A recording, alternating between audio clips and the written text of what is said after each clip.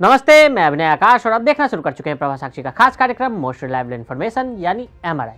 मलयालम भाषी अखबार में छपी एक तस्वीर, 4 बच्चे कूड़े के ढेर में से भोजन ढूंढते हुए नजर आते हैं। इस तस्वीर का संदर्भ देते हुए तिरुवनंतपुरम में केरल के एसटी कम्युनिटी में नवजात बच्चों की मृत्यु दर का जिक्र करते हुए देश के प्रधानमंत्री का वो बयान, केरल के आदिवासी इलाकों में बच्चों की स्थिति सोमालिया से भी ज्यादा खतरनाक है। प्रधानमंत्री मोदी ने केरल में राज्य की आर्थिक स्थिति का मुकाबला सोमालिया से कर दिया। सोमालिया में पिछले कई सालों से कानून व्यवस्था के हालात पूरी दुनिया के लिए बदतरीन हैं। ह्यूमन डेवलपमेंट इंडेक्स के मद्देनजर भी सोमालिया काफी निचले स्तर पर है।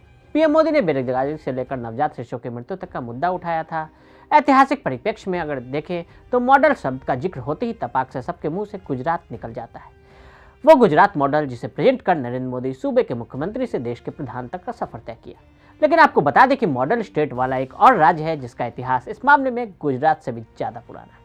केरल मॉडल 1970 का है, जबकि गुजरात मॉडल की चर्चा पहली बार साल 2007 में तत्कालीन मुख्यमंत्री नरेंद्र मोदी ने की थी। दक्षिण का राज्य केरल वामपंथी नीतियों के अनुकरणीय उत्पाद के रूप में केंद्र की वामपंथी पार्टियों द्वारा लंबे समय से इसकी प्रशंसा की जाती रही है। आधी सदी से अधिक समय से यह अधिकांश सामाजिक सूचकांकों में लगातार टॉप पर बना हुआ है। वहीं प्रधानमंत्री मोदी का गृह राज्य गुजरात, जिसने पिछले 4 दशकों में मुंबई या बेंगलोर जैसी वित्तीय या तकनीकी राजधानी के बिना, व्यापक पानी की कमी के बावजूद अन्य बने राज्यों की तुलना में तेजी से आधुनिकीकरण, शहरीकरण और औद्योगिकरण करते हुए तीनों क्षेत्रों में पर्याप्त समृद्धि लाई है। ऐसे में आंकड़ों के जरिए जानने की कोशिश करते हैं कि केरल और गुजरात मॉडल के बीच क्या अंतर है। इस कवायद के लिए हमने भारतीय रिजर्व बैंक आरबीआई द्वारा अपनी वार्षिक handbook of statistics of Indian states में प्रकाशित नवीनतम आंकड़ों का उपयोग किया है। दूध उत्पादन, इसमें कोई संदेश नहीं है कि सहकारिता मॉडल ने गुजरात को 1950 के दशक से एक स्पष्ट प्रथम प्रवर्तक लाभ का तोहफा दिया। उल्लेखनीय बात है कि राज्य ने अपने पैरों को विराम दिए बिना इस शताब्दी में दूध उत्पादन के स्तर को लगातार बढ़ाना जारी रखा है। इसके विपरीत केरल न केवल इस दृष्टिकोण को अपनाने में विफल रहा, बल्कि जो कम उत्पादन स्तर है उसे भी बनाए रखने में विफल रहा है। आंकड़ों से पता चलता है कि केरल में दूध उत्पादन में वास्तव में 2013 से लगातार गिरावट आई है। अंडे, उपरोक्त चार्ट पर सामान्य संदिग्धों की पहली प्रतिक्रिया यह होगी कि केरल अंडे के उत्पादन में गुजरात को भी पीछे छोड़ दिया। हाँ, इसमें गलत कुछ भी नहीं है, लेकिन यह गुजरात को अंडे में निर्यात भी करता है। लेकिन इस डेटा सेट से यही निष्कर्ष है कि गुजरात ने इस सदी के पहले दशक में तेजी से उत्पादन बढ़ाया है, जिसके बाद इसे स्थिर विकास दर बनाए रखी है। इसके विपरीत केरल में अंडा उत्पादन 2015 में अपने चरम से लगातार गिर गया है।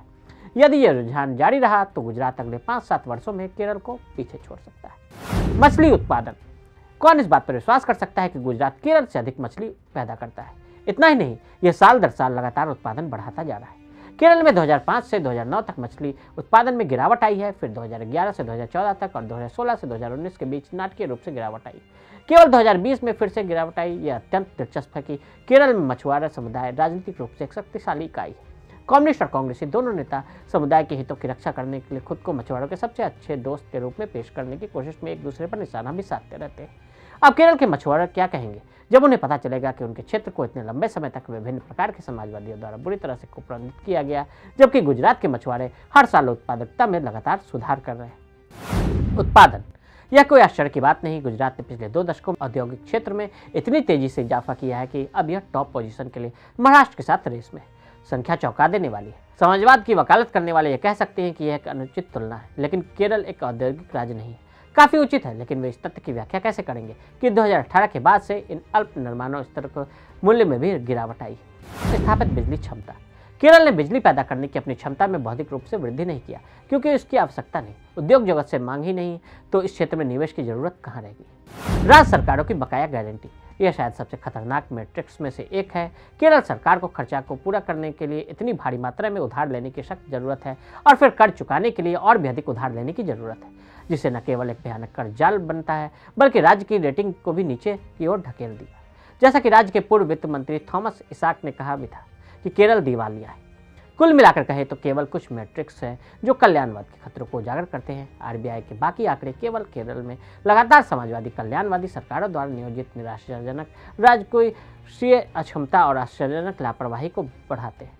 मुद्दा यह है कि अगर किसी राज्य में जनसंख्या, मांग, खपत और आय बढ़ती है, लेकिन दूध का उत्पादन कम हो जाता है, तो सामाजिक सूचकांक रेटिंग एक बिंदु से अधिक मायने नहीं रखते। यह दिखावटी तर्क है। तो आज हमने आपको गुजरात और केरल मॉडल के फर्क को आंकड़ों के आधार पर समझाया। आज के लिए इजाजत। ऐसी रिपोर्ट्स को देखने के लिए प्रभा साक्षी के साथ लगातार बने रहे। वीडियो को देखने के लिए फेसबुक, ट्विटर पर फॉलो करें, यूट्यूब पर प्रभा साक्षी को सब्सक्राइब करें।